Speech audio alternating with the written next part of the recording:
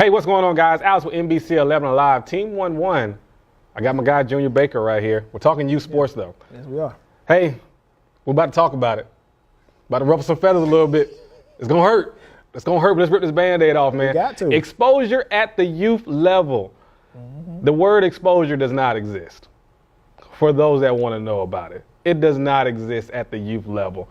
Unless we're talking about middle schoolers, which are 8th graders that we like to call aliens, genetic freaks. Yeah. Yeah. But other than that, you know, the word exposure for those younger kids does not exist, except celebration, maybe. You can't say go ahead. that to these parents because these parents, they're going to jump on you as soon as you release this video. Oh, my goodness. I'm telling you. Yeah. Parents, they believe in exposure, man. It's like an all-time high. It's That's the taking word, isn't over it? youth sports right Yeah. now. Yeah. You got 5- and 6-year-olds training every single day. Yeah. And parents taking videos and promoting it and putting it on social media Yeah. thinking that these college recruits and these scouts are looking at it. That stuff is for you. Yeah. For you.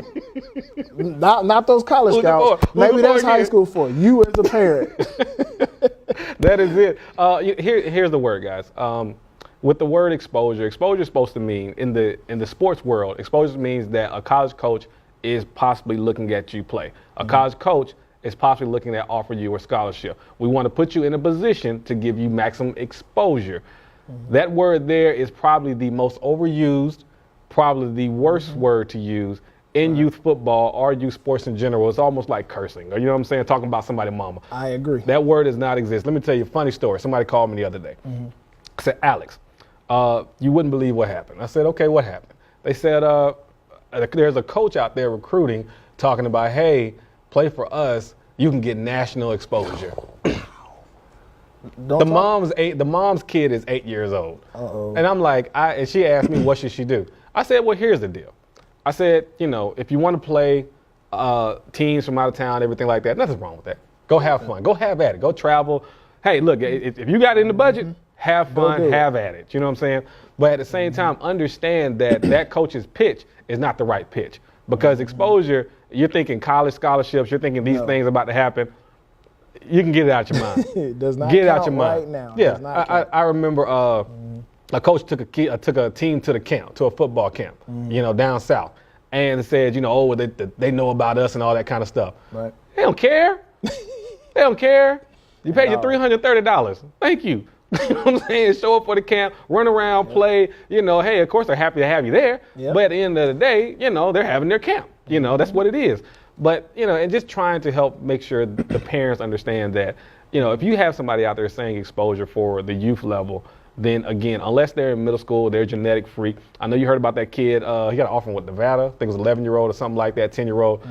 Ask the coach and ask the coach from Nevada, can the kid commit? Can he commit to this day, right now? He can't commit. And a lot of parents don't understand those Yeah. offers too. Verbal offers and committable offers are two totally different things. We'll break Absolutely. that down in another segment though. Absolutely. But, you know, again, man, this is something that, you know, we felt that we had to speak on because we're hearing it a lot these days that people are talking about exposure. Well, here's the deal. If your kid is 5 years old through, you can even say 14. You can. You can say 14. Some leagues you can say 14. You can say 14. Then here's the reality of it. It doesn't exist. Here's the one caveat. They say, well, Alex Harrison Bailey got offers in 8th grade, right? T. Webb offer in 7th grade, right? That's middle school though. That's It's middle not school. pound ball. That's middle school. And here's the thing too. You're talking about genetic freaks. You're talking about T. Webb was 6'2" in 7th As a grade. 7th grader. As a 7th grader, had a cannon arm. Harrison was the same way. Harrison was, he was that tall. You know, cannon arm, and he got his offer right after our All-Star game. I remember that was Texas, no, Miami. Miami was the first one. Yep. And so a lot of these things that you guys are seeing, younger kids get offers. Again, they are genetic freaks.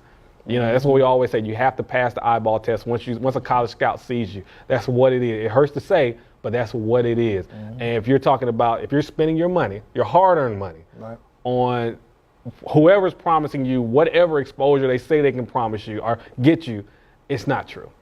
It's just not true. What else you got to say The about exposure is real on a certain platform. Go ahead. What you got? Social media. That's all it's for. You are exposing your son, your child, to social media platforms. Yeah. College coaches do not pay attention to social media unless it's Twitter, but you got to be in middle school, like we were just talking about. Yeah. But like I said, that exposure, all these national tournaments that are going on in every single state, starting in March, and they play all the way through December, January. They're trying to make football a year-round sport with these camps. Yeah, can't do that. You're killing the kids. Yeah. Let them rest. Just remember, this exposure thing is for social media purposes only. That's it. That's it. It's for business purposes only, too, as well. You know, these people have their tournaments and everything like that, and they're trying to grow their business, which nothing is wrong with that. Make your dollar. Do whatever it is you feel you can do. That's what it's about. Look, hey, I would never tell nobody to, you know, mess up their business plan. So I get it. I'm with it 100%. But again, parents, talking to the parents here. Money grabs. That's what talking to the parents here. The word exposure does not exist as of yet for your young child. Play ball, train, have fun. Let your kid love practice. Here's the big thing. If he doesn't love practice, it's going to be hard for him. Let him love practice. Let him love Saturdays or whenever they play, Wednesdays, whenever they're playing. And you can go from there.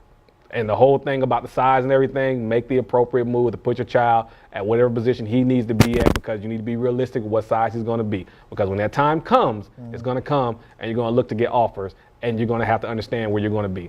5'2" can't be quarterback. Can't be. Let's switch to running back or defensive back. Yes, sir. So we over-talked it a little bit, yes, we know. But at the same time, we want to make sure the parents are knowledgeable about kind of what's going on out there. And as they always say, know where to spend your money. And that's it. Got anything else you want to say? That's it, man. Hey, Friday nights, best in the business for a reason, man. Not only do we let you know exactly what's going on out there in the youth sports world, but also high school world. Try to inform you best we can. Take care, guys. We're out.